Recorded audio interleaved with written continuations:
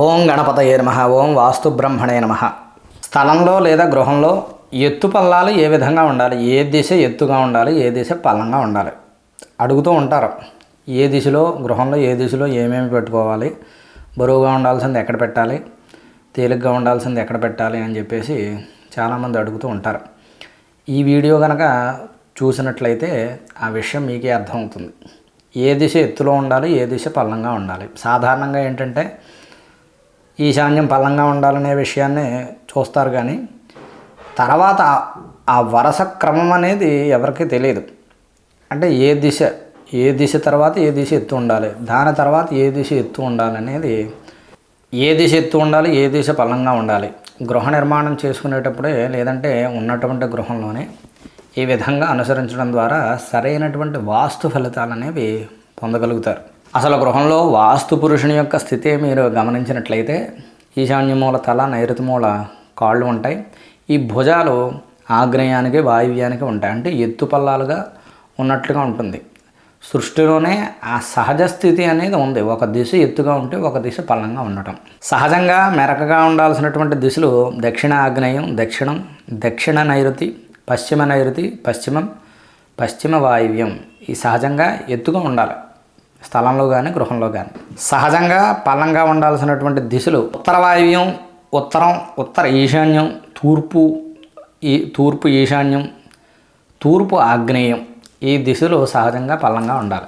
ఇప్పుడు ఏ దిశ ఎంత ఎత్తులో ఉండాలి, దాని తర్వాత దిశ ఎంత పల్లంలో ఉండాలి అనేది ఈ వరుసక్రమం అనేది చూద్దాం.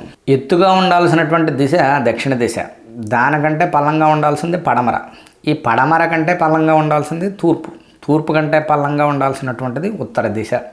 అంటే 4 దిక్కుల్లోకి పల్లంగా ఉండాల్సినటువంటి దిశ ఉత్తరం. అలాగే విదిక్కుల్లో చూసుకున్నట్లయితే నైరుతి దిశ ఎత్తుగా ఉండాలి విదిక్కుల్లోకి. అంటే ఈశాన్యం, ఆగ్నేయం, నైరుతి, వాయువ్యం. ఈ విదిక్కులను చూసుకున్నట్లయితే ఈ నైరుతి విదిక్కు అనేది ఎత్తుగా ఉండాలి. దానికంటే తక్కువ కొంచెం పల్లంగా ఆగ్నేయ దిశ ఉండాలి. ఆగ్నేయం కంటే పల్లంగా వాయువ్యం ఉండాలి. వాయువ్యం కంటే పల్లంగా ఈశాన్య దిక్కు అనేది ఉండాలి. అంటే 4 దిక్కుల్లోకి ఈశాన్య దిక్కు అనేది పల్లంగా ఉండాలి.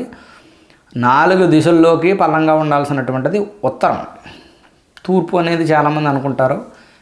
వాస్తుశాస్త్రరీత్యా చెప్పినటువంటి మాట ఏమిటంటే దిశల్లో ఉండాల్సినటువంటి బాగా పల్లంగా ఉండాల్సింది ఉత్తరం, దానికంటే కొంచెం ఎత్తులో తూర్పు, దానికంటే కొంచెం ఎత్తులో పడమర, దానికంటే కొంచెం ఎత్తులో దక్షిణం ఉండాలి. అలాగే బాగా పల్లంగా ఉండాల్సినటువంటి దిశ విదిక్కు ఈశాన్యం, దానికంటే కొంచెం ఎత్తులో వాయువ్యం, దానికంటే కొంచెం ఎత్తులో ఆగ్నేయం ఉండాలి. ఆగ్నేయం కంటే ఎత్తులో నైరుతి దిశ అనేది ఉండాలి. దీన్ని బట్టి మీకే అర్థమవుతుంది. అంటే నైరుతి మూలలో బరువుగా ఉండాల్సినటువంటిది, ఎత్తుగా ఉండాల్సినటువంటివి మనం అమర్చుకోవాలి, పెట్టుకోవాలి గృహంలో లేదా స్థలంలోనూ. దానికంటే ఆగ్నేయం, వాయువ్యం ఇలాగ మార్చుకుంటూ తేలికపాటివి పెట్టుకుంటూ ఉండాలి. అలాగే దక్షిణ దిశలో ఆ విధంగా చేయాలి. పడమర దిశలోను దానికంటే తేలిగ్గా ఉన్నాయి తూర్పు, దానికంటే తేలిగ్గా ఉన్నాయి ఉత్తరాన్ని వైపున గృహంలో సామాగ్రి, బరువుగా ఉండాల్సినటువంటి వస్తువులు, ఎత్తైనటువంటి వస్తువులు అమర్చుకోవాలి. ఈ వీడియో నచ్చినట్లయితే లైక్ చేయండి, షేర్ చేయండి. ఇటువంటి వీడియోల కోసం ఈ ఛానల్ని సబ్స్క్రైబ్ చేయండి. అలాగే వాస్తు సంబంధమైనటువంటి సమస్యలకి మమ్మల్ని సంప్రదించవచ్చు. మా యొక్క ఫోన్ నెంబరు. ఏదైనా మీ గృహంలో వాస్తు చూడటానికి కానీ మమ్మల్ని సంప్రదించవచ్చు. ఇండ్ల ప్లాన్లకు కానీ వాస్తు సంబంధమైనటువంటి విషయాలు తెలుసుకోవడానికి సంప్రదించండి. మరొక వీడియోలో మరలా కలుద్దాం.